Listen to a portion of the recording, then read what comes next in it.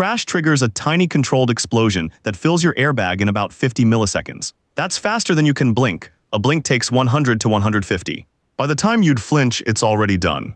Here's the problem the airbag solves. In a frontal crash, the car stops, but your body keeps moving at the car's original speed until something stops it too. The airbag spreads that stopping force across your whole face and chest, instead of the steering column doing it in one point. And the entire event, detect to deflate, finishes before your head would ever reach the wheel. There is no time for a human to react. Start with the trigger. Buried near the middle of the car is a tiny motion chip that measures one thing: how hard the car is slowing down. The deceleration, not the sound of the crash. It's a MEMS accelerometer, the same kind of sensor that knows when you rotate your phone. It only fires above a threshold, roughly the jolt of hitting a solid wall at 10 to 15 miles per hour. So a pothole won't do it. Slamming the brakes won't do it. The number has to cross the line. A small computer called the Airbag Control Unit reads that sensor in the first few milliseconds and makes one decision: deploy or don't. But a decision is just a signal. How does a signal become an explosion? Now the ignition.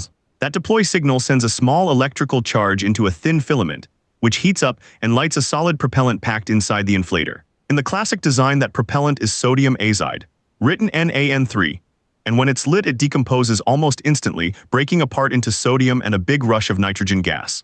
Many newer bags have moved away from sodium azide to other non-azide propellants, but the principle is identical. A solid becomes a large volume of gas in a flash. And here's the part people miss. This is not a bomb. It's a deliberate, controlled reaction, engineered so the gas output exactly fills a fixed-size bag and no more. Too little and the bag is soft. Too much and it bursts. So the chemistry is metered like a measured pour, not a blast. The propellant is lit. Where does all that gas go? Here's where the speed becomes visible. All that nitrogen floods the folded nylon bag and forces it out of the steering wheel, and the fabric unfolds at up to 150 to 200 miles per hour. Think about that, a bag punching out faster than a race car right at your face. That's not an accident of the design, it is the design. Because your head is already flying forward, the bag has to be fully open before your head arrives. So the whole front half of the sequence, sense, ignite, inflate, completes in about 20 to 50 milliseconds. The sensor read the crash, the computer decided, the propellant burned, and the bag reached full size, all inside a window shorter than a single blink. The cushion is up. But a fully inflated bag is now a firm balloon in front of your face. Isn't hitting that going to hurt? Now the catch that makes it safe. The bag doesn't stay hard. Almost the instant it's full, it starts letting the gas back out through vent holes in the back, deflating in another 50 to 100 milliseconds. That timing is deliberate. Your face and chest are supposed to arrive just as the bag is going soft, so you sink into a collapsing cushion, not bounce off a rigid one. A rock-hard sealed bag would hit back like a wall and injure you all on its own. And that white cloud you see drifting in the car afterward, people assume it's smoke, like something caught fire. It isn't.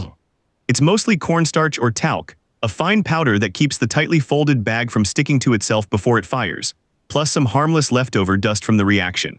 The fire never spread anywhere, so the bag fills and then it empties on purpose. Why then do the engineers still insist the seatbelt matters more? Here's the half-truth almost everyone believes. Look at your dashboard, that SRS light. SRS stands for Supplemental Restraint System, and the key word is supplemental. The airbag was engineered to work with your seatbelt, not to replace it. The belt is the main restraint, the bag is the extra layer. And that word supplemental is doing a lot of work. The whole 50 millisecond plan assumes your body is roughly where the belt holds it.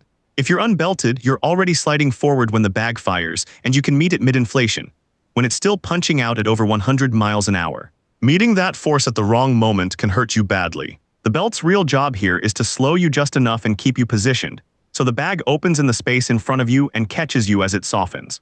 So the airbag will save me is only half right. Belt plus bag together is what the engineers actually designed. One without the other breaks the timing. So run the whole chain at once. The motion chip feels the car slowing past the crash threshold. The control unit decides in the first few milliseconds. A spark lights the propellant, which floods nitrogen into the bag. The nylon unfolds at over 150 miles per hour, then immediately bleeds out through its vents just as your face arrives to meet a softening cushion.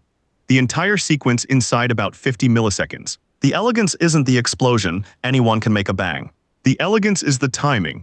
A chemical blast metered precisely enough to become a pillow, sequenced faster than a nerve signal can even travel from your spine to your brain. Your body never gets the memo in time to tense up, and that's exactly why it works. That precision is why people today walk away from the kind of frontal crashes that killed drivers 2 generations ago. So next time you start your car and that SRS light blinks on for a second, that's not a warning.